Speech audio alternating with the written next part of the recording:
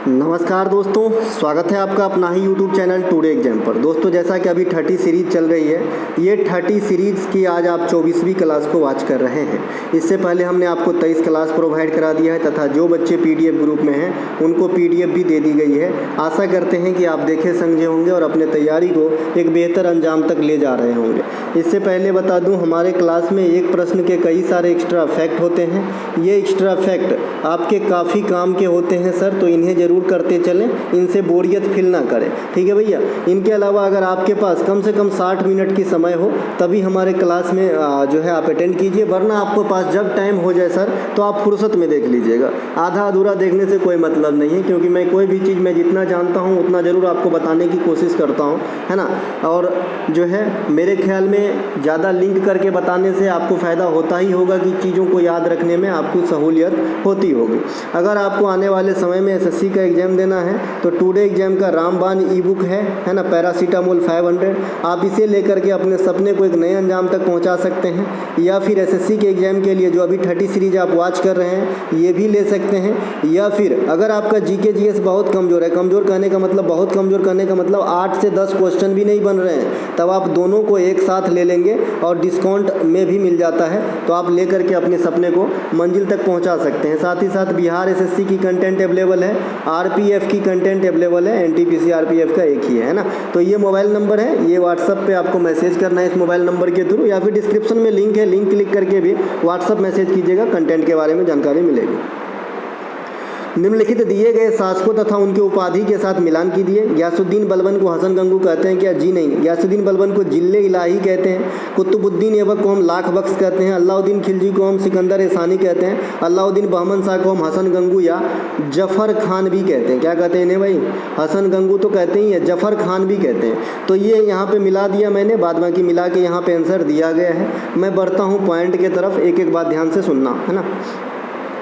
गयासुद्दीन बलबन ये किस वंश के रहेंगे? तो ये गुलाम वंश के रहेंगे। गुलाम वंश के एक पॉपुलर शासक हुआ, और यूं कहें तो सबसे, है ना, सबसे ज़्यादा पॉपुलर शासक हुए गुलाम वंश के। इनसे क्या क्या क्वेश्चन आपके एग्जाम में पूछे जाते हैं जरा मैं आपको बता दूं।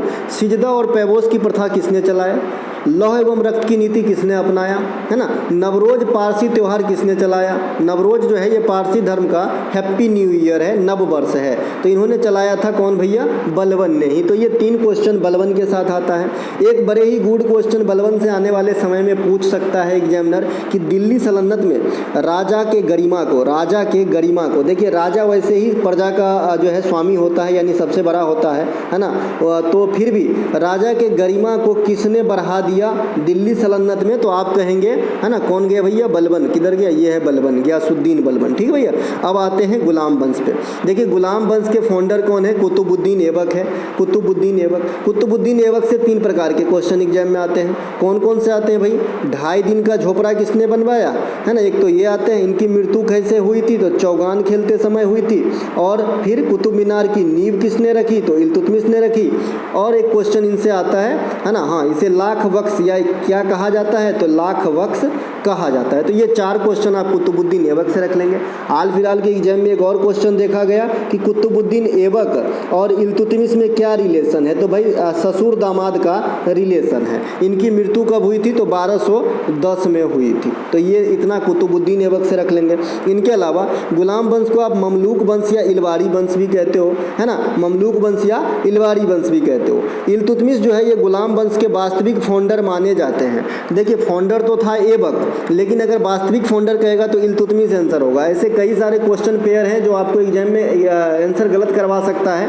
जैसे अगर आपको गुप्त वंश का संस्थापक बोलते हैं तो आप श्री गुप्ता आंसर लगाते हो, है ना, श्री गुप्त आंसर लगाते हो। लेकिन अगर गुप्त वंश के वास्तविक संस्थापक कहेगा ना तो चंद्रगुप्त प्रथम आंसर लगाना, नहीं तो श्रीगुप्त लगा दिए तो दिक्कत हो जाएगा। उसी प्रकार से अगर जैन धर्म के संस्थापक अगर आपसे पूछते हैं तो आप ऋषभदेव आंसर लगाते हो, है ना, ऋषभदेव, है ना। लेकिन अगर जैन धर्म के वास्तविक संस्थापक अगर आपसे पूछा गया है तो भगवान महावीर आंसर करके आएंगे, नहीं तो दिक्कत हो जाएगा, ठीक है मेरे भाई। तो ये कुछ ऐसे कंफ्यूजिंग पेयर की क्वेश्चन है जो आपको गलती करा सकता है, पहले ही घर में तैयारी करके जाए। इनके अलावा आपको पता होगा कि केंद्र में कार्यपालिका का प्रधान प्रेसिडेंट होते हैं और राज्यों में कार्यपालिका का प्रधान गवर्नर होते हैं। लेकिन अगर इसी क्वेश्चन में वास्तविक शब्द को इंक्लूड कर दिया जाए कि वास्तविक प्रधान कौन होते हैं, तो प्रेसिडेंट के जगह पीएम आंसर हो जाएगा और आपका गवर्नर के जगह सीएम आंसर हो जाएगा। तो ये भी वैरी करता है आंसर। इसके अलावा जो आपका इल्तुतमिश है, इन्होंने जीतल और टका चलाया था। ये दोनों कॉइन हैं, जहाँ पे जीतल आपका तांबा कॉपर का था, वहीं पे आपका ये टका जो है ये अर्जेंटम चांदी का था, है ना। आज भी टका बांग्लादेश का मुद्रा है। इल्तुतमिश की पुत्री का नाम रजिया थी, है ना, और ये रजिया दिल्ली सल्तनत पे या फिर इंडिया के इतिहास में प्रथम महिला शासिका है। तो ये थे हमारा पहला स्लाइड। चलते हैं अगले बिंदु के तरफ। अगला बिंदु है खिलजी वंश की। खिलजी वंश के शासक वैसे तो फाउंडर हुए जलालुद्दीन खिलजी, है ना। इसको कैसे याद रखते हैं क्रम में, क्योंकि रेलवे के एग्जाम में इसका क्रम भी पूछ देता है कि भाई सल्तनत पे कौन कौन से वंश बैठे। तो मैंने आपको एक गाना सिखाया था, गुल खिला तुम सनम लो। गुल मतलब फूल होता है ना। गुल खिला तुम सनम लो, इसे हमने क्रम में सजा देना है। गुलाम खिलजी, तुगलक, सैयद, लोधी हो जाएगा, ठीक है भाई। इसके अलावा खिलजी वंश के जलालुद्दीन खिलजी फाउंडर हो गए। अलाउद्दीन खिलजी इनके मुख्य शासक हो गए। बाजार नियंत्रण प्रणाली अलाउद्दीन खिलजी से है। सेना को नगद वेतन देना, अस्थायी सेना रखने की प्रथा, दक्षिण भारत विजय अभियान के लिए मलिक काफूर को चुनना, ये सब अलाउद्दीन खिलजी के नाम से जुड़ा हुआ है। इस कृत्य के लिए हजार खंभा महल, जो अलाउद्दीन खिलजी है, इनके अलावा हजार खंभा महल भी, अलाई दरवाजा, है ना, भी का निर्माण भी कौन करवाए थे, ये सब करवाए थे अलाउद्दीन खिलजी ने। अब ये अलाई दरवाजा कहाँ पे है, जैसा कि मैंने अभी आपको ऊपर वाले पॉइंट में कहा था कि कुतुब मीनार की नींव जो है ऐबक ने रखा था। अब कुतुब मीनार में 3 आदमी ने काम किया है। ऐबक ने नींव रखा, इल्तुतमिश ने बनवाया और फिरोज तुगलक ने ऊपर का फ्लोर बनाया, ठीक है। फिरोज तुगलक ने ऊपर का फ्लोर बनाया। तो जो कुतुब मीनार है, ये दिल्ली में कुतुब मीनार परिसर है। इस कुतुब मीनार परिसर में आपका कुब्बत उल इस्लाम मस्जिद है और इस कुब्बत उल इस्लाम मस्जिद के सौदर्न गेट पर जो है अलाई दरवाजा लगाया गया है ना। तो इसे ध्यान रहेगा कि नहीं रहेगा, तो ऐसे आपको ध्यान रखना है, कैसे भी पूछे आपको आंसर देना है भाई। इनके अलावा बहमनी वंश के संस्थापक कौन है भाई, अलाउद्दीन बहमन शाह। इसे क्या कहते हैं, हसन गंगू कहते हैं। अभी मैंने एक और नाम कौन बसा बताया, जफर खान, इनका एक और नाम बताया मैंने, है ना। इनके अलावा इनकी राजधानी कहाँ थी, गुलबर्गा थी। आप लोग बताइएगा कि जफरनामा के लेखक कौन है। मैं आपको नामा वाला कम से कम 10 किताब का नाम बता दूँ, शाहनामा, अकबरनामा, बाबरनामा, हुमायूंनामा, शाहजहांनामा, इसके अलावा कौन सा भैया, जंगलनामा, जादूनामा, ये सब नामा वाला किताब है भाई, है ना। जंगलनामा अमिताभ घोष, है ना। इसके अलावा अभी शाहनामा फिरदौसी, अकबरनामा अबुल फजल, हुमायूंनामा गुलबदन बेगम, शाहजहांनामा इनायत खान, है ना। ये सब ध्यान रखेंगे, पास्ट में बताया।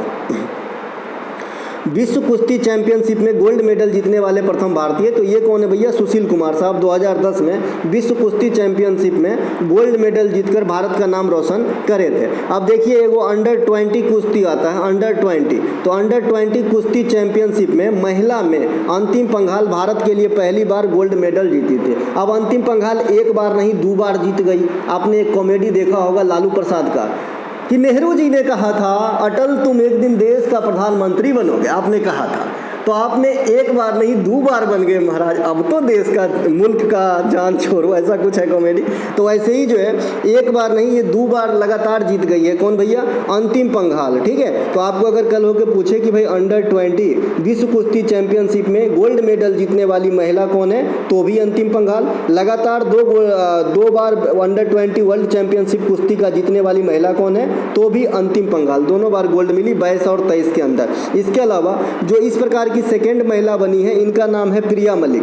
प्रिया मलिक भी अंडर 20 वर्ल्ड कुश्ती चैंपियनशिप के अंदर गोल्ड मेडल जीती है और अंतिम पंघाल के बाद ये भारत की सेकेंड लेडी बनी है। अगर आप CGL वगैरह की एग्जाम देते हैं तो कभी कभी पहला जो है छोड़ देते हैं, सेकेंड वाला पूछ देता है, तो ये भी आपको ध्यान रखना है। इनके अलावा विश्व एथलेटिक्स चैंपियनशिप में गोल्ड मेडल जीतने वाले एकमात्र भारतीय कौन है, नीरज चोपड़ा है। ये कारनामा कब किए, तो हंगरी बुडापेस्ट के अंदर, जो आपका 2023 के अंदर वह विश्व एथलेटिक्स चैंपियनशिप हो रहा था, तो वहाँ पे जेवलिन के अंदर, है ना, इन्होंने जो है गोल्ड जीते भारत के लिए। और टोक्यो ओलंपिक में भी इन्होंने गोल्ड जीते थे भारत के लिए। और अभी जो ओलंपिक हुआ है पेरिस में 2024 के अंदर, तो यहाँ पे इन्होंने सिल्वर जीते हैं भारत के लिए। और पाकिस्तान का नदीम जो है उन्होंने गोल्ड जीता है टोक्यो, माफ़ कीजिएगा, पेरिस 2024 में, ठीक है भैया। इनके अलावा ग्रीष्मकालीन ओलंपिक में प्रथम गोल्ड जीतने वाले कौन है? व्यक्तिगत रूप से अभिनव बिंद्रा। वैसे ओलंपिक में प्रथम गोल्ड भारत को 1928 में मिला था हॉकी में। तो हॉकी कोई व्यक्तिगत खेल तो है नहीं, हॉकी तो भैया एक टीम का खेल है ना, 11 खिलाड़ी होते हैं ना, और आइस हॉकी में 6 खिलाड़ी है ना।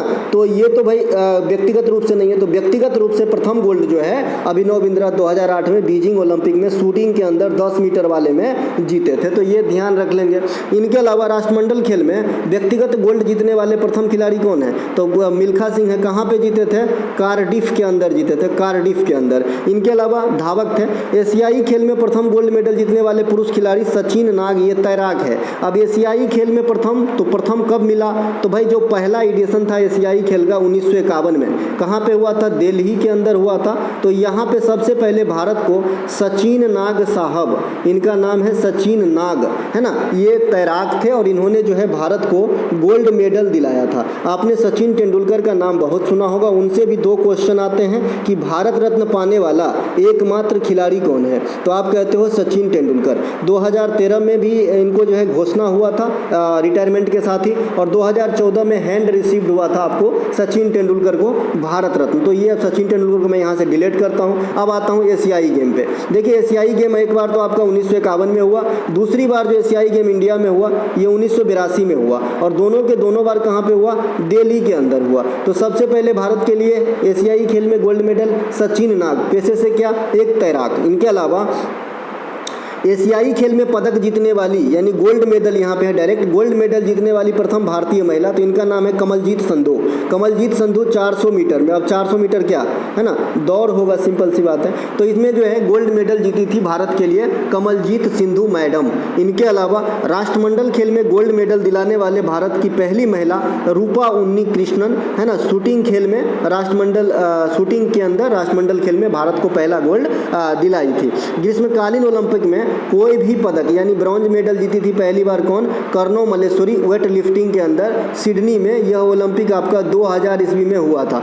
आज तक ग्रीष्मकालीन ओलंपिक में कोई भी महिला व्यक्तिगत रूप से गोल्ड मेडल नहीं जीती है। पिछला जो ओलंपिक था 2020 वाला, उसमें एक रजत महिला के द्वारा भी जीता गया था, मीराबाई चानू के द्वारा। लेकिन जो 2024 की मेडल लिस्ट है अपना, इसमें 1 रजत और 5 ब्रांज है और गोल्ड है 0। ठीक है, तो ये जो रजत है ये जीता गया है जवलिन में नीरज चोपड़ा के द्वारा। तो कोई भी महिला इस बार रजत तक भी नहीं पहुंच पाई है। इनके अलावा पैरा ओलंपिक में पदक जीतने वाली पहली महिला कौन है? तो ओवरऑल कहेगा तो दीपा मलिक, माफ कीजिएगा। और पैरा ओलंपिक में गोल्ड मेडल जीतने वाले प्रथम महिला कहेगा ना, तो अभी बनी है अवनी लेखरा 2021 के अंदर, है ना। वंडर गर्ल भी इन्हें कहा जाता है। और अभी जो आपका पैरा ओलंपिक चल रहा है, इन प्रोसेस है ना, तो वहाँ पर भी इन्होंने गोल्ड जीत ली थी कल या परसों ही, है ना। तो इन्हें भी ध्यान रखेंगे, वो तो टैली आएगा तो बाद में बताऊंगा। फिलहाल तो ये देखिए कि पैरा ओलंपिक के अंदर गोल्ड मेडल जीतने वाली प्रथम महिला अवनी लखेरा। पैरा ओलंपिक के अंदर गोल्ड मेडल जीतने वाले प्रथम पुरुष कौन थे? मुरलीकांत पेटकर, है ना। अच्छा लगा हो तो लाइक जरूर करना भैया, लेकिन पता है कहने के बाद भी आप लाइक नहीं करोगे। अरे पता है, जानता हूँ, दिल पे पत्थर रखोगे, करोगे नहीं, है ना। कोई बात नहीं, मन करे तभी कीजिए, है ना। इनके अलावा खुले बाजार परिचालन के माध्यम से किसे नियंत्रित किया जाता है? अब देखिए खुले बाजार परिचालन अपनाया ही क्यों जाता है? तो जो मुद्रा आपूर्ति होती है उसे हैंडल करने के लिए, बैलेंस करने के लिए किसी भी देश का केंद्रीय बैंक जो होता है, जैसे इंडिया के मामले में आपका केंद्रीय बैंक कौन है? आपका और हमारा, तो ये RBI है। तो RBI इस प्रकार का कदम उठाएगा, खुले बाजार परिचालन या खुले बाजार नीति का जो है ना रास्ता अपनाएगा, है ना। तो मुद्रा आपूर्ति को बैलेंस करने या नियंत्रित करने के लिए जो है खुले बाजार प्रणाली को अपनाया जाता है। अब देखिए मुद्रा आपूर्ति में क्या क्या इस्तेमाल होता है, मैंने आपको पहले ही बता दिया है इसके बारे में, M1, M2, M3, M4। और फिर मैंने इसको क्या किया था, बैंक और पोस्ट ऑफिस से रिलेट किया था कि किसे क्या कहा जाता है। इसके अलावा मैंने एक M0 भी बताया था, है ना, कि ये क्या होता है। तो आप क्लास से जुड़े रहोगे, हमसे जुड़े रहोगे, कंटेंट से जुड़े रहोगे तो फायदा में रहोगे दादा। इसके अलावा खुले बाजार परिचालन केंद्रीय बैंक के द्वारा अपनाया जाता है। इसके माध्यम से सरकार की प्रतिभूति या तो खरीदी जाती जाती है या बिक्री किया जाता है, यानी खरीद बिक्री का काम प्रतिभूतियों का या फिर सरकारी बॉन्ड का, है ना, किसके माध्यम से करते हैं? रिजर्व बैंक ऑफ इंडिया, तो खुले बैंक नीति से करते हैं। अब केंद्रीय बैंक जो है आर्थिक प्रणाली के अंतर्गत तरलता में कमी लाने के लिए, ये जो तरलता है लिक्विडिटी, इससे आप समझेंगे कैश, है ना, कैश समझेंगे कैश, तो कैश में कमी लाने के लिए सरकारी प्रतिभूतियां को बेचता है। और कैश अगर बहुत ज़्यादा कम हो गया है मार्केट में तो क्या करते हैं? खरीदते हैं। समझ में आए भैया, है ना, मार्केट में, है ना, कमी लाने के लिए प्रतिभूतियां बेचते हैं, तरलता में कमी लाने के लिए, और नियंत्रित रखने के लिए सरकारी प्रतिभूतियां खरीदते हैं, मतलब बैलेंस करने के लिए खरीदते हैं। और जब आपका बहुत ज़्यादा कैश हो जाती है, फ्लो हो जाती है, उसको कम करने के लिए प्रतिभूतियां खरीदते हैं, जिससे क्या होता है? पैसा जो है लोग लगाते हैं प्रतिभूति में, है ना, लोग तो नहीं डायरेक्ट, है ना। इसके अलावा बाजार में तरलता अधिक बढ़ जाने से मुद्रास्फीति हो जाती है। अब इसको मुद्रास्फीति वाले पूरे चैप्टर को हर एंगल से समझेंगे तो आराम से समझिए। बाजार में तरलता अधिक हो जाने से मुद्रास्फीति हो जाती है। मुद्रास्फीति के कई कारण हो जाते हैं, जैसे मांग और पूर्ति का नियम भी अनबैलेंस होता है तो मुद्रास्फीति हो सकती है। जैसे अब मान लीजिए कि 100 आदमी का एक गांव है, यहाँ पे एक दिन की राशन की खपत है 20 केजी चावल। अब चावल अकाल पड़ गया तो अब चावल की सप्लाई जो कहीं से आ रही थी, जो भी चावल बहुल क्षेत्र है, वहाँ से सप्लाई नहीं आ रहा है, या फिर किसी कारण से मान लीजिए बाढ़ आ गई है, सप्लाई रुक गई है, तो ये जो है सप्लाई बराबर नहीं पहुँच रहा है, लेकिन आदमी खाना थोड़ी कम करेगा, ये तो रोज का है, हाँ, एक दिन कम करेगा, 2 दिन कम करेगा, तो ऐसे स्थिति में क्या होगा? सप्लाई तो घट गया लेकिन डिमांड तो उतनी की उतनी बनी हुई है, तो ऐसे स्थिति में क्या हो जाता है? ये चावल जो 50 रुपये था ना, अब हो सकता है कि 70 रुपया हो जाए, तो इसे क्या कहते हैं? मुद्रास्फीति कहते हैं। तो मुद्रास्फीति जो है मांग और आपूर्ति के नियम से भी प्रभावित होते हैं। और मुद्रास्फीति जो है अगर आपके जेब में पैसा बहुत ज़्यादा हो गया कैश के रूप में तो भी प्रभावित होता है सर। कैसे? अगर आपके जेब में 500 रुपया है, नुक्कड़ पे जामुन बिक रहा है, ठीक है, और जामुन दे रहा है 80 रुपये का पाव, तो आप ले सकते हैं। लेकिन अगर जेब में है 20 रुपया और जामुन दे रहा है 80 रुपये पाव, तो हमको लगता है बातों ना करेंगे, तो ये 20 रुपये आपका बचेगा, ठीक है भाई। तो इस हिसाब से बता रहा हूँ। एक्चुअली ये एग्जाम्पल मेरे ऊपर था, मैंने कई बार जामुन बिकते देखता हूँ, कभी कभी जेब में पैसे नहीं होते हैं तो नहीं लेता हूँ, मतलब जामुन के महीना में भाई यहाँ बहुत महंगा है, 80 रुपये पाव मिलता है, ठीक है। चलते हैं आगे। देखिए, मुद्रास्फीति को जांच करने के लिए मूल्य नियंत्रण और राशनिंग की जाती है। अब मुद्रास्फीति इंडिया में कई पैमाने से जो है आप मापते हो, मैं आगे चर्चा करूंगा। मुद्रास्फीति को कम करने के लिए रिजर्व बैंक ऑफ इंडिया क्या क्या हथकंडे अपनाते हैं? तो एक तो कुछ समय के लिए नोट छापना बंद कर देते हैं, या फिर नोट छापना कम कर देते हैं, मात्राओं में कमी कर देते हैं। इनके अलावा और भी है, जैसे CRR भी अगर बढ़ा देगा रिजर्व बैंक ऑफ इंडिया तो भी आपका जो है मुद्रास्फीति घटने लगता है। क्यों घटने लगता है? कैश रिजर्व रेशियो इसका फुल फॉर्म होता है। इसका मतलब होता है कि एक निश्चित अनुपात जो है कमर्शियल बैंक को RBI के पास जमा रखना होता है। जब कैश रिजर्व रेशियो का परसेंटेज मान लीजिए 8% से बढ़ के 10% हो गया, तो अब जो 8 रुपया बैंक रख रहा था अब 10 रुपया रखेगा। अब 10 रुपया बैंक रखेगा तो बैंक जो है, जो पहले बड़ी आसानी से लोन दे रहा था, अब इसके पास पैसा की कमी हो गया। तो जो पैसा की कमी हुआ तो अब लोन देने में आनाकानी होगी, और लोन देने में आनाकानी होगी तो कम आदमी को लोन मिलेगा, है ना। कम आदमी को लोन मिलेगा तो पैसा जेब में कम रहेगा, सामान कम खरीदेगा, मुद्रास्फीति रुकेगा। तो असर पड़ता है, अपने लेवल पे सोचेंगे हम लोग तो नहीं पड़ता है, क्योंकि हम लोग जो है मध्यम या छोटे लोग हैं, जो बड़े बड़े बिजनेसमैन हैं उनसे असर पड़ता है। क्या लगता है आपको जो शेयर बाजार चलती है निफ्टी 50, क्या कोई 50 शेयर खरीद लिया उससे चलता है? जी नहीं। एक से एक हैकर है जो 500-500 करोड़ रुपया एक बार में डालता है और निकालता है। जैसे ही ये हलचल करता है मार्केट हल चला जाता है, समझे। बड़े बड़े एक से एक अमीर लोग हैं दुनिया में भाई, है ना। चलिए आ जाते हैं यहाँ पे, फिर से अपनी आ जाते हैं जहाँ हूँ मैं, है ना। देखिए, मुद्रास्फीति और बेरोजगारी के बीच कौन सा कर्व के द्वारा आप रिलेशन स्थापित करते हैं? तो आप कहते हो फिलिप्स वक्र। इस वक्र में हमें क्या समझाया गया है कि अगर मार्केट में मुद्रास्फीति बनी हुई है सर तो बेरोजगारी घटा रहेगा। बेरोजगारी अगर अप है इसका मतलब मुद्रास्फीति डाउन है। अगर सामान का भाव बिल्कुल घट गया है, मुद्रास्फीति बिल्कुल नहीं है, तो बेरोजगारी भी अप रहती है, ठीक है भाई। ये सीधे ऐसा रिलेशन दिया है, यानी मुद्रास्फीति मार्केट में थोड़ा बहुत हमेशा रहना चाहिए बेरोजगारी को बैलेंस करने के लिए, ये फिलिप्स बकर कहते हैं। ठीक है भाई, अब हम चलते हैं आगे। इनके अलावा जो है आपका फिलिप्स बकर समझा दिए थे। अब हम आते आगे। भारत में देखिए, जैसा कि मैंने अभी बताया आपको कि मुद्रास्फीति कई पैमाने से मापे जाते हैं, जैसे आपका उपभोक्ता मूल्य सूचकांक, थोक मूल्य सूचकांक तथा श्रमिकों के जीवन निर्वाह सूचकांक के आधार पे कि भाई कैसे लोग जीवन निर्वाह कर रहा है, इसके आधार पे मुद्रास्फीति को मापते हैं। लेकिन एक बात यहाँ पे कि जो अस्थायी मुद्रास्फीति है, जिसे हम कोर इन्फ्लेशन कहते हैं, इस कोर इन्फ्लेशन में लॉन्ग लास्टिंग चीज़ को ही शामिल किया जाता है।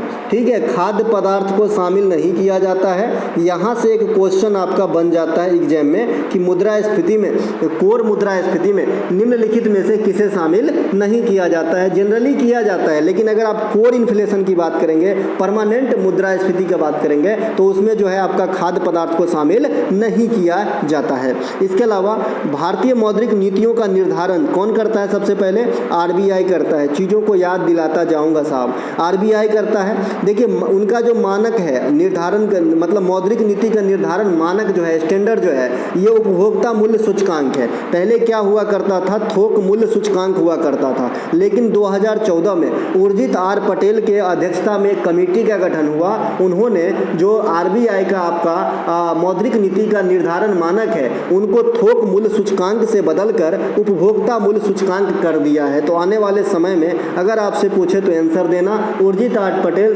शक्तिकांत दास से पहले आरबीआई के गवर्नर रह चुके हैं। मुद्रास्फीति एवं मंदी एक साथ अगर उपस्थित हो जाए तो, है ना, एक तो महंगाई ऊपर से मंदी, अगर दोनों एक साथ आ जाए, इसे क्या कहते हैं? स्टैगफ्लेशन। मंदी मतलब असर शेयर बाजार पे भी होता है। मंदी मतलब कच्चा माल का ना पहुंच पाना जहां वो तैयार होता है। सिंपल सा अगर बहुत देहाती भाषा में समझना है तो। इनके अलावा मुद्रास्फीति तथा मुद्रा संकुचन एक साथ अवस्था में हो जाए तो इसे हम स्क्यूफ्लेशन कहते हैं। इसका स्पेलिंग कुछ इस प्रकार से होता है सर, SKEW होता है और फिर इन्फ्लेशन होता है ना, फ्लेशन, सीधा फ्लेशन होता है, एक्सक्यूफ्लेशन इस प्रकार से होता है ना, एस्क्यूफ्लेशन। तो ये ध्यान रखेंगे, ये एस्क्यूफ्लेशन किस स्थिति को कहता है? जब महंगाई भी है और मुद्रा भी संकुचित हो रहा है, मतलब पैसा भी ना है और दाम भी काफ़ी ज़्यादा बढ़ गया, अगर आप समझने के लिए समझें तो। इनके अलावा कैश रिजर्व रेशियो में वृद्धि होने से मुद्रास्फीति घटती है। कैसे घटती है? अभी 6%, 8% वाला एग्जाम्पल देकर बताया था। अगला प्रश्न है, खंडार बानी और गौहर बानी गायन शैली किस घराने से संबंधित है? देखिए खंडार बानी और गौहर बानी ये गायन शैली दरभंगा घराने से संबंधित है। ठीक है भैया, यहाँ पे गौहर बानी है, अगर इसी के जगह पे नौहर बानी होगा ना, ये सब एक स्टाइल है। अगर नौहर बानी होगा तो बेतिया घराना हो जाएगा, है ना। बेतिया घराना में, बेतिया भी बिहार में है और दरभंगा तो है ही मेरा गाँव, है ना। तो ये जो है गौहर बानी दरभंगा घराना और नौहर बानी बेतिया घराना, याद रखेंगे। दरभंगा घराना मलिक परिवार से संबंधित है ना, राम चतुर मलिक और भी बहुत सारे मलिक इनके रहेंगे, सियाराम तिवारी इत्यादि जो है इनमें आपका प्रचलन में मतलब जुड़े हुए हैं दरभंगा घराना से। इसके अलावा अगर आने वाले समय में आपसे कोई पूछे कि हवेली शैली किस घराने से संबंधित है, हवेली शैली, तो ये जो हवेली शैली है ये दरभंगा घराने से संबंधित है साहब, हवेली शैली, है ना। मैं विश्वास दिलाता हूँ, नहीं गारंटी भी ले सकता हूँ इस बात की कि अगर आज से पहले ये बच्चा कभी ना सुना हो और अगर इस एग्जाम में ये क्वेश्चन आ जाए कि हवेली शैली किससे जुड़ा है, ऑप्शन में लखनऊ हो तो 100% लखनऊ को आंसर कर देगा। अरे तुम्हारे अंदर जो आत्मा बसता है ना, वही मेरे अंदर और हम सब के अंदर बसता है, बस डायरेक्शन अलग अलग में चले जाते हैं तो आत्मा भी जो है क्या करे बेचारा, है ना। तो लखनऊ ही मारेगा। ठीक है, तो आज आपको ध्यान रखना है हवेली शैली दरभंगा घराने से संबंधित है। इसके अलावा दरभंगा घराने के जैसे ही तलवंडी घराना में भी खंडार बानी गाई जाती है। जो खंडार बानी शैली है ये आपका तलवंडी घराने में भी गाए जाते हैं। इनके अलावा गुंडेचा ब्रदर्स का संबंध डागरी घराना से है।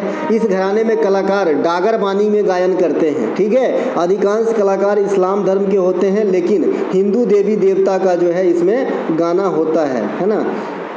इसके अलावा बेतिया घराना, इस घराने में खंडार बानी और नौहर बानी का इस्तेमाल होता है। दरभंगा वाले में क्या हो रहा था, खंडार बानी और गौहर हो रहा था। अब बेतिया में क्या हो रहा है, खंडार बानी और नौहर बानी हो रहा है। ठीक है, मिश्रा परिवार के जो भी कलाकार हैं ये आपका बेतिया घराने से संबंधित होता है। लास्ट में मिश्रा देखेंगे तो बेतिया घराने के पास आना है जनरली। आगरा घराने के संस्थापक हाजी सुजान खान, ये तानसेन के दामाद थे, है ना, तानसेन के दामाद थे। इस घराने का घराना नौहर बानी प्रचलित थे। अब देखिए नौहर बानी अभी आपने बेतिया घराना में भी देखा है, और नौहर बानी आपका प्रचलित घराना की बात करें तो आगरा घराना में भी इस्तेमाल होता है, जिनके फाउंडर हाजी सुजान खान जो आपके तानसेन जो थे उनके दामाद थे। इनके अलावा इस घराना को रंगीला घराना भी कहा जाता है। अभी मैंने हवेली शैली बताया था, दरभंगा घराना में इस्तेमाल होता है। रंगीला घराना किसे कहा जाता है, तो ये आगरा घराना को कहा जाता है। प्रमुख कलाकार में आएंगे फैयाज खान, लताफत हुसैन खान, दिनकर कांकनी, विलायत हुसैन खान, ये सभी के सभी आपके आ जाएंगे कहाँ पे, आगरा घराना में। बाद बाकी मैंने जो भी इंपॉर्टेंट घराना है पहले भी करा रखा है। बनारस घराने के संस्थापक पंडित राम सहाय थे।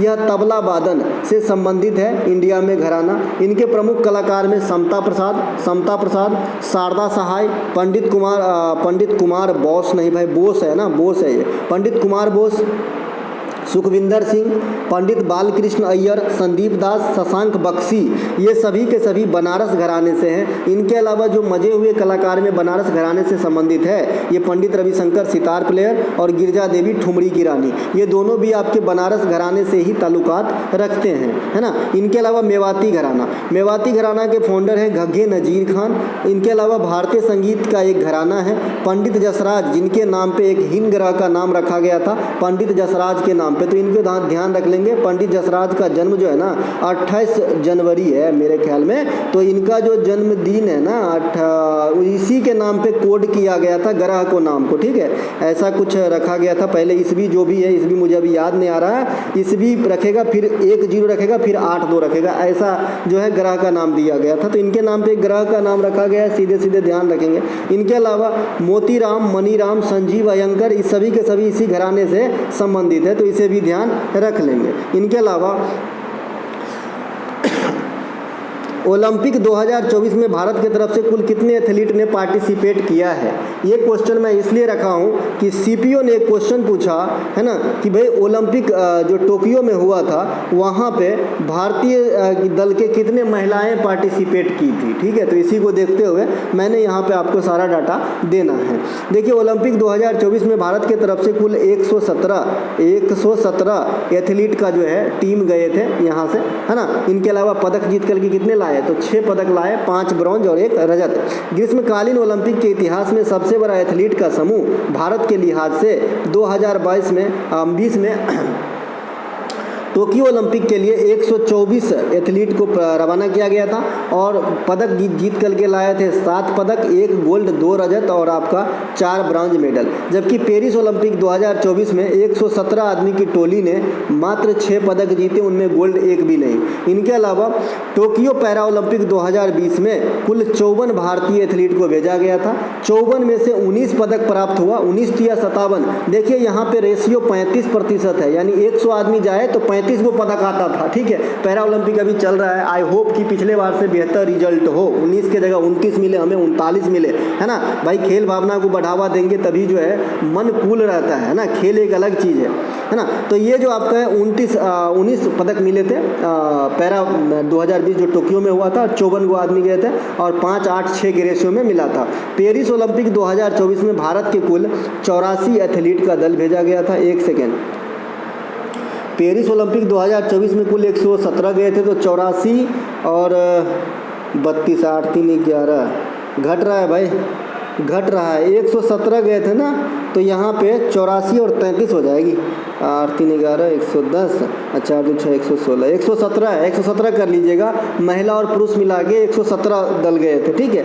अगर ओलंपिक में झंडा वाला है ना, झंडा नहीं क्या ध्वजवाहक है ना, ध्वजवाहक उद्घाटन समारोह का, तो आपने पेरिस पैरा, अच्छा, माफ़ कीजिएगा दोस्तों, माफ़ कीजिएगा, ये पेरिस के पैरा ओलंपिक है, न कि ओलंपिक है। ओलंपिक में गया था 117, में कंफ्यूज हो गया। देखिए एकदम मिलता जुलता आंकड़ा है, 84 और 32 कितने हो जाएगा, 84 टोटल एथलीट है भाई, टोटल एथलीट है, माफ़ कीजिएगा, माफ़ी चाहता हूँ, ये पैरा शब्द मैंने नहीं देखा था, हाथ जोड़ के माफ़ी चाहता हूँ भैया। पेरिस पैरा ओलंपिक 2024 में भारत के कुल 84 एथलीट का दल भेजा है, जो अभी अंडर प्रोसेस है, चल रही है। अब तक का सबसे बड़ा दल है पैरा ओलंपिक के लिहाज से। ओलंपिक के लिहाज से टोक्यो में गया था सबसे बड़ा दल, 124 जन का है ना, जिसमें 32 महिलाएं शामिल है। तो घटा दीजिएगा, 84 में से 32, 4 में से 2 गया तो 2, 8 में से 3 गया तो 5, 52 गो पुरुष और 32 गो महिला गए हैं कहाँ पे, पैरा ओलंपिक में भाग लेने के लिए। उद्घाटन समारोह के ध्वजवाहक कौन है, तो सुमित अंतिल और भाग्यश्री जाधव, इनको ध्यान रखेंगे। चलते हैं आगे। लता मंगेशकर की प्रथम रिकॉर्ड की गई सॉन्ग का नाम क्या था, तो इनका नाम था भैया किती हसाल। एक्चुअली किती हसाल एक एल्बम है पिक्चर टाइप का, है ना, तो इनमें इन्होंने सॉन्ग परफॉर्मेंस किए थे मराठी भाषा में। तो पहला जो है इनकी सॉन्ग का नाम किती हसाल हो जाएगा, मतलब कितना हंसते हो, मराठी भाषा का शब्द है ये। लता मंगेशकर का पहला रिकॉर्ड सॉन्ग मराठी भाषा में थी। उस समय लता मंगेशकर की उम्र कितनी थी, 13 वर्ष। लता मंगेशकर का जन्म कहाँ पे हुआ, इंदौर में। इंदौर से क्या क्वेश्चन है, इंडिया का क्लीनेस्ट सिटी है। लता मंगेशकर का जन्म कब हुआ था, 1929 में। मृत्यु कब हुई थी, 2022 के अंदर। तो ये लता मंगेशकर, बाद बाकी इनके अवार्ड मध्य प्रदेश, महाराष्ट्र और लंदन के अल्बर्ट रॉयल हॉल में गाई थी, ये सब बता दिए थे पहले, तो मैं यहाँ दोबारा रिपीट नहीं करता हूँ। इनके अलावा लता मंगेशकर भारतीय सेना के लिए, यहाँ पे सेना लिखेंगे, भारतीय सेना के लिए अंतिम गीत जो गाई थी उनका नाम था सौगंध मुझे इस मिट्टी की, है ना। तो ये भी ध्यान रखेंगे, ऐसे ऐसे क्वेश्चन एसएससी पूछता रहता है 2019 के अंदर। इसके अलावा प्रसिद्ध गीत है मेरे वतन के लोगों, है ना, जैसा कि अभी हमारा राष्ट्रीय जो गीत गाने का दिन था, अभी 15 अगस्त गए हम, आज़ादी का दिन, है ना। तो ये मेरे वतन का जो लोगो है, इनको लिखे हैं कवि प्रदीप ने, है ना, लेकिन गाने का काम जो है लता मंगेशकर मैडम के द्वारा किया गया था।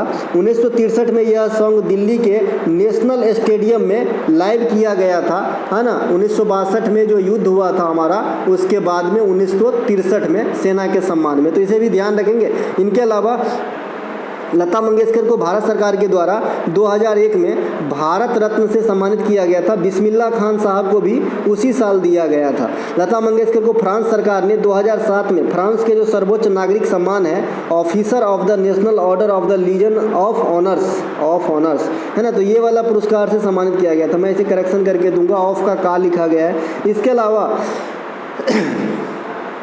एक क्वेश्चन पूछा जाता है कि एक दिन में 28 सॉन्ग गाकर किन्होंने गिनीज बुक में अपना नाम दर्ज कराया, तो ये है कुमार सानू। कुमार सानू का ओरिजिनल नाम है केदारनाथ भट्टाचार्य। क्या है नाम ओरिजिनल, केदारनाथ भट्टाचार्य, ये भी ध्यान रखेंगे। इनके अलावा पंचम दा, राहुल देव बर्मन को पंचम दा कहा जाता है। सुधा कंठ भूपेन हजारिका को कहा जाता है। संपूर्ण सिंह कालरा का जो ओरिजिनल नाम है, गुलजार का जो ओरिजिनल नाम है, ये संपूर्ण सिंह कालरा है। ज्ञानपीठ पुरस्कार इस बार का मिला है रामभद्राचार्य के साथ। इसके अलावा बप्पी लहरी का ओरिजिनल नाम एलोकेश लहरी था। ये सब क्वेश्चन आ जाते हैं फुर्सत के समय, ध्यान रखिएगा। इनके अलावा 15 अगस्त 1947 को और 26 जनवरी 1950 को, यानी प्रथम स्वतंत्रता दिवस, प्रथम गणतंत्र दिवस, दोनों के अवसर पर शहनाई वादन का कार्य दिल्ली के प्राचीर से किसने किया था, तो बिस्मिल्लाह खान साहब ने किया था। अगला है भैया कि रेलटेल ने दूरसंचार इंफॉर्मेशन टेक्नोलॉजी और रेलवे सिग्नलिंग प्रोजेक्ट के लिए किसके साथ समझौता किया। जैसा कि अभी आपने देखा है कि रेलवे में काफ़ी सारा जो है एक्सीडेंट हाल फिलहाल के दिन में हुए हैं, तो ये वाली क्वेश्चन जो समझौता वाला है, चूंकि सिग्नलिंग व्यवस्था से संबंधित है, तो आपके एग्जाम में आ सकता है। तो ये IRC लिमिटेड के साथ भारतीय रेल के जो रेलटेल है, इन्होंने जो है कंप्रोमाइज़ किया है IRC लिमिटेड के साथ IT और सिग्नलिंग सेक्टर में काम करने के लिए। भारतीय रेलवे ने एक भारत गौरव पर्यटन ट्रेन चलाया है, जो IRCTC जिससे आप टिकट काटते हैं ना, कैटरिजन वाला, उनके साथ समझौता किया है। कृषि एवं किसान कल्याण विभाग ने बाधवानी इंस्टीट्यूट के साथ समझौता करके 24x7 सेवा जो है लाइव किया है। इनके अलावा हाल में ही चुनाव आयोग चुनावी साक्षरता को बढ़ावा देने के लिए शिक्षा मंत्रालय के साथ जो है आपका समझौता किया है। Atal Innovation Mission circular economy startup को आगे बढ़ाने के लिए भारत जो है ऑस्ट्रेलिया के साथ समझौता किया है। ये सब इंपॉर्टेंट क्वेश्चन है भाई, हल्के में मत लियो। इनके अलावा महिलाओं की सुरक्षा हेतु safe city project Uttar Pradesh के राज्य सरकार के द्वारा चलाया गया है। तो यहाँ पे बहुत सारे करंट अफेयर के धधकता हुआ क्वेश्चन है, खास करके सेफ सिटी प्रोजेक्ट, एक तो योगी आदित्यनाथ, दूसरे उत्तर प्रदेश और तीसरे महिलाओं से संबंधित। तो आपके एग्जाम में आने के लिए चल मैं आया, ऐसा आपने सुना होगा। चलते हैं आगे। इसके अलावा प्रमोद अपनी चाय की दुकान अपने 12 वर्ष के बेटा रामू के मदद से चलाते हैं। प्रमोद भारतीय संविधान के अनुसार किस चीज़ का उल्लंघन कर रहा है? तो सबसे पहले प्रमोद जो है भारतीय संविधान में जो मौलिक कर्तव्य दिया गया है उनको नहीं मान रहा है, साथ ही साथ उस बच्चों के शिक्षा का जो अवसर देना है इस चीज़ का दोहन कर रहा है। ठीक है मेरे भाई, आइए समझते हैं इसको। संविधान के मौलिक कर्तव्य का पहले इतिहास देख लेते हैं, क्योंकि ये कितना भी पुराना हो जाए ये पुराना चावल है, एग्जाम में आता रहता है।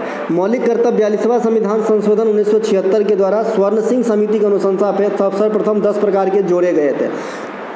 लेकिन अगर आपसे पूछे कि भाई स्वर्ण सिंह समिति ने कितने प्रकार के मौलिक कर्तव्य को सुझाया था, तो आप कहेंगे 8 प्रकार के मौलिक कर्तव्य को सुझाया था। जो मौलिक कर्तव्य है वो भाग 4A में आर्टिकल 51 के A में रखा गया है और रसिया के संविधान से लिया गया है।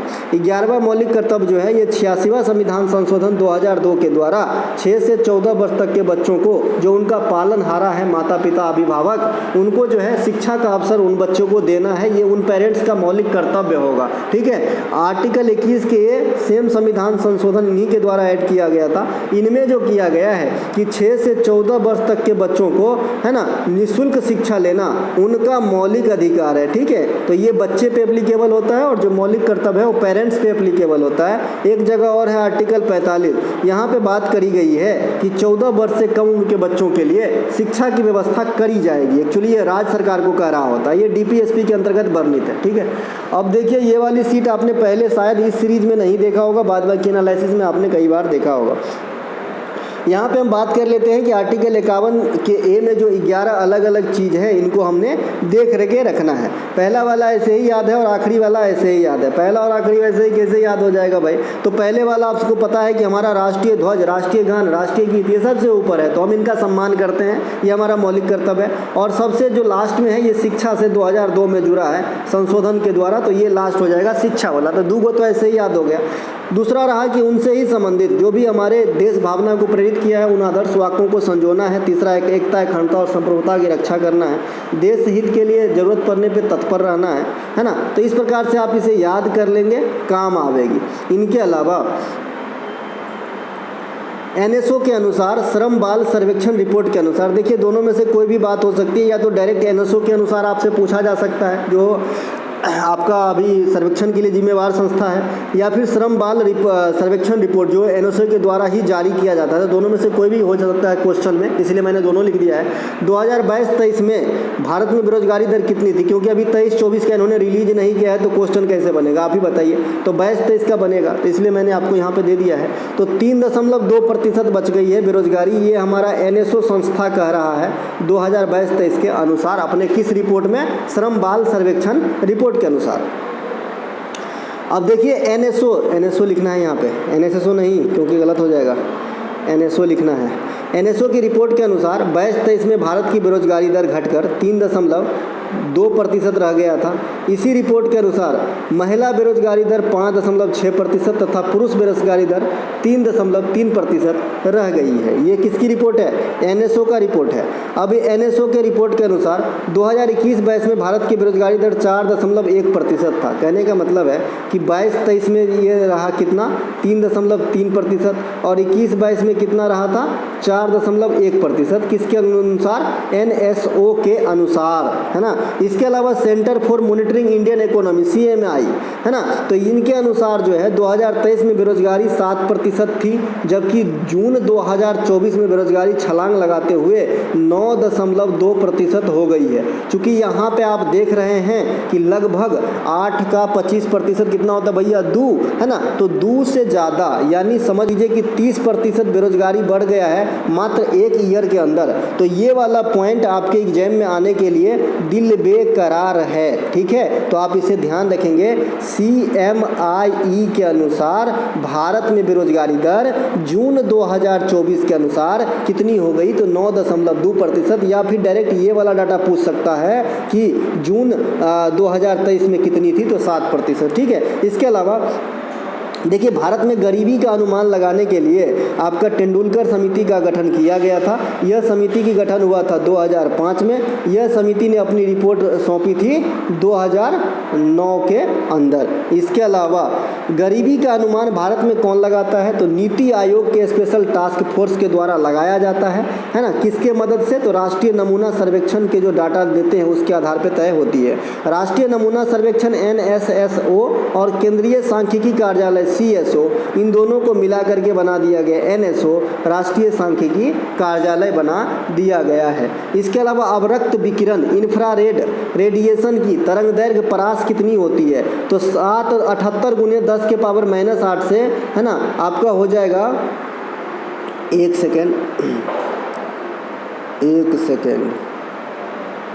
ये गलत है, 78 गुने 10 के पावर -8 एक्चुअली होता है 7.8 गुने 10 के पावर -7 होता है।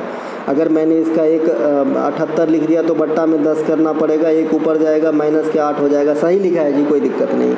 78 या फिर इसको मैं उसी फॉर्म में लिख देता हूँ भाई, 7.8 गुने 10 के पावर -8 मीटर से आपका 10 के पावर -3 मीटर तक जो है आपका परास होता है, किसका, अवरक्त या इंफ्रारेड रेडिएशन का। ठीक है भैया।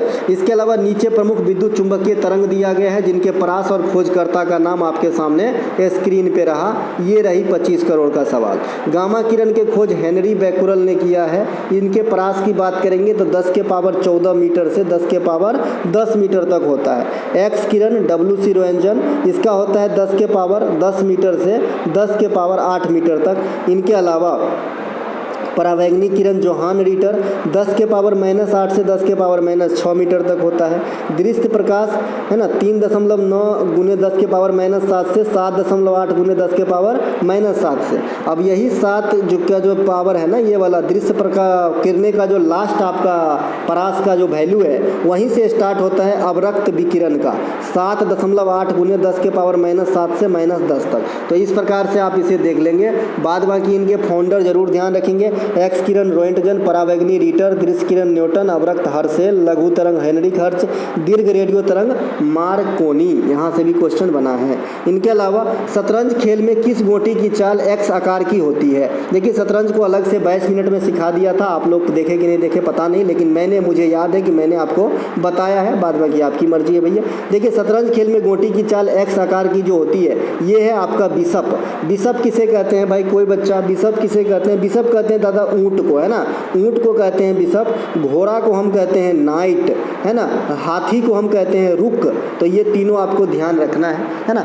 इसके अलावा जो शतरंज की खेल होती है 2 आदमी के बीच खेली जाती है, इंडोर गेम है। इस खेल को पहले चतुरंग कहा जाता था। ओरिजिनल इंडिया ही माना जाता है ओरिजिन। आधुनिक शतरंज का जनक विलियम एंटनीज को कहा जाता है। इस गेम के नीचे दिखाए गए चित्र के जैसा एक वर्गाकार बोर्ड होता है जिसपे कुल 64 बॉक्स बने होते हैं जो 2 कलर में बटे होते हैं। ये देखिए शतरंज, है ना। और यहीं से गोटी आपको पूरा समझा देता हूँ ताकि आपको इमेज के साथ ज़्यादा समझ में आ जाए। इसी प्रकार से पढ़ाया था। देखिए, ये जो 8 गो है, ये 8 गो है, और ये जो 8 गो सफ़ेद है, ये दोनों प्यादा है, प्यादा। तो प्यादा की संख्या टोटल कितने हो गए भैया? 8 8 16 हो गए। यानी एक पक्ष में 8 प्यादा, 2 पक्ष में 16 प्यादा हो जाते हैं। अब ये देखिए घोड़ा, घोड़ा कितने होते हैं? 2 घोड़ा होते हैं। एक पक्ष के 2 घोड़ा और दूसरे पक्ष के 2 घोड़ा, तो कितने हो गए भैया? 4 घोड़ा हो जाते हैं टोटल, है ना। तो कितने हो गए? 16 4 20। वैसे 32 गोटी होंगे दोनों घर मिला के। इसके अलावा ये रहा राजा, ये रहा रानी। एक राजा एक रानी दोनों में होता है, तो 4 गो ये हो गया। 16 4 20 4 24 हो गए।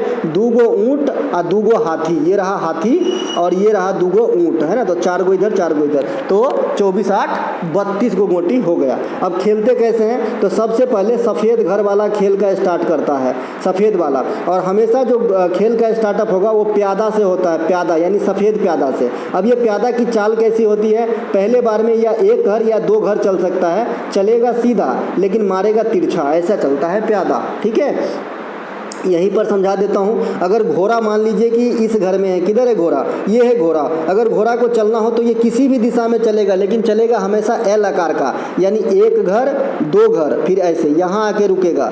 एक घर दो घर या फिर यहाँ आके रुकेगा, यानी किसी भी सूरत में ये हमेशा एल आकार में आके रुकेगा, एल आकार में आके रुकेगा, इस घर में आके रुकेगा। अगर ऐसा इस डायरेक्शन में चलना है इसको तो ये किसी भी डायरेक्शन में चल सकता है, लेकिन हमेशा एल घर, एल आकार में, यानी दो घर पहले चलेगा फिर मुड़ेगा, है ना। तो ऐसे घोड़ा चलता है। अगर हाथी की बात करें तो हाथी प्लस शेप में चलता है, ऐसा चलेगा हाथी। और अगर ऊँट की बात करें तो ऊँट जो है आपका क्रॉस शेप में चलता है, ठीक है भैया। तो ये आपने गोटी के बारे में बता दिया। इसके अलावा जो मैंने अभी बताया कि कौन कैसे चलता है, यही चीज़ यहाँ पे लिखा है, बाद बाकी मैंने आपको इमेज से समझा दिया, तो क्या टाइम पास करना। अगला है उड़िया भाषा किस परिवार का भाषा है, तो ये इंडो आर्यन भाषा समूह में आता है। देखिए इंडो आर्यन भाषा में सबसे ज़्यादा भाषा आता है इंडिया के अंदर। तो ये कौन कौन से भाषा होते हैं इंडो आर्यन में, ज़रा देखेंगे। सिंधी होता है, कश्मीरी होता है, हिंदी भी रख लो, लेकिन अपना भाषा कौन सा है, लिपि कौन सा है, देवनागरी लिखना है ना। और हिंदी अपना राष्ट्रीय भाषा है ना। और हिंदी भी आ जाता है इंडो आर्यन फैमिली में, कश्मीरी भी आता है, सिंधी भी आता है, असमिया भी आता है, बंगाली भी आता है, गुजराती, मराठी, पंजाबी, उड़िया, उर्दू, ये सभी के सभी इंडो आर्यन भाषा फैमिली का भाषा है।